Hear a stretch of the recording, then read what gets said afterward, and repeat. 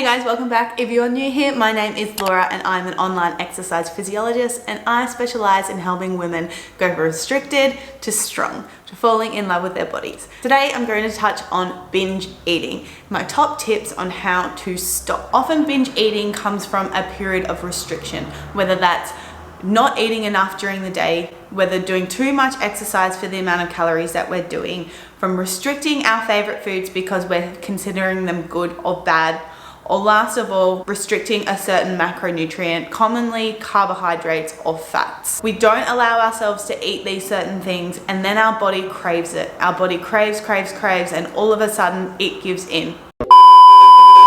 Binge eating is a physiological response, your body trying to tell you that you are so hungry and you need to eat. Unfortunately, what happens is then we give in, we can't stop, and then we feel guilty. We feel shame because we ate so much food. And then we go back into this period of restriction again, and then the cycle just keeps happening. I used to be a binge eater. I used to be into this cycle, and trust me, being on the other side is so much better. So I'm going to share with you my tips on how I went from binge eating to eating intuitively. The first thing that I did was I ditched the diet. I said goodbye to challenges. I said goodbye to good and bad foods. I said goodbye to any sort of restriction. I allowed myself to eat whatever I want, whenever I wanted. Give up the challenges. No more 6-week challenges. No more 8-week challenges, because all it does, it puts you in a sort of restriction. And of course, giving up your good and bad foods. There's no such thing as a good food and there's no such thing as a bad food. All food is equal. We need to detach emotion away from food and just enjoy the pleasurable experience that we can gain from it. Of course, yes, some foods are healthier than others, but that doesn't mean it's necessarily good or bad. All foods fit into a healthy diet. My next tip is to avoid skipping meals. I know we get into this mentality that less is more. Less calories, I'm gonna lose weight. Less calories, I'm gonna burn fat. So I'm just going to skip this serve of carbs in my snack, or I'm just gonna have a smaller portion of carbohydrate. I'm just gonna fast until lunchtime. Skipping meals can actually contribute to overeating, because if you're skipping a vital little snack before your main meal, you get to your main meal and you are way hungrier than what you would have been if you had your snack. In doing so, it might trigger primal hunger, so then you might be likely to overeat. My next tip is practice mindfulness. First of all, starting with how hungry you are before you eat your meal. I always get my clients to rate their hunger out of 10 and then practice how hungry are you actually before you eat this meal.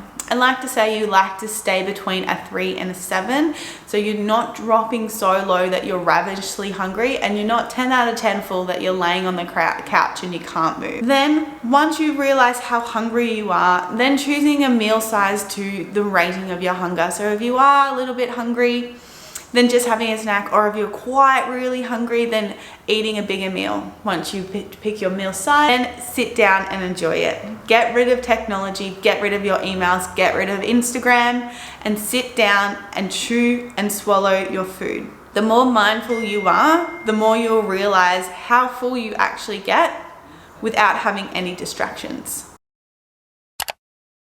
The next one is to stay hydrated. A lot of the time we do mistake hunger as just dehydration. So super simple, carry a drink bottle with you at all times, making sure you're drinking, aiming for about 2 liters or if not more a day. If you're in a hotter climate or if you're doing more exercise, you definitely need to be drinking more fluid. The next one is increase your protein intake. Protein is amazing for a couple of reasons. The first one is it helps with satiety, so it keeps you fuller for longer. And the second one, it has a higher thermic effect of food in comparison to carbohydrates and fats. So your body actually burns more energy breaking down protein. The fuller and more stable you feel, the less likely you're going into a binge episode. My next tip, and this one is super important, I want you to write this one down because this one helps so many people, is balancing your meals. Making sure you have a serve of protein, you have a complex carbohydrate, and you have a source of fat, and then of course loading up your veggies. It's so important to have all 3 macronutrients. 1, of course, for satiety, and 2, of course, for satisfaction. There is a difference between the 2. Fullness means, yes, I feel full and I'm like quite full in my stomach, whereas satisfied can come down to emotional reasons. A lot of time binge eating comes from the fact that we eat a meal and then we're not satisfied and we're looking for something else after. If you balance your meals correctly with good macronutrients, a lot of the time we do feel full and satisfied, so we're not looking for something after. And then my last tip is simply just eating more in your portion sizes. If you are active, if you're doing lots of steps, if you're going to the gym, it is so important to fuel your training correctly. Again, with that mentality of less is more. Less is not more. Food is energy, and food is there to support your body. You need it in order to lose weight. You need it in order to build muscle, to tone, to lose fat. Without the food, then our metabolic system is going to decrease. We're going to get irritable, we're going to get moody, and we're just going to feel really low vibe. So if you find that you're constantly binge eating, have a look at how much you're eating in a day. It simply might not just be enough for the amount of exercise that you may be doing. Clean eating is so 2001. We've moved past that now, and we realize like a wholesome, healthy diet includes whole foods and soul foods.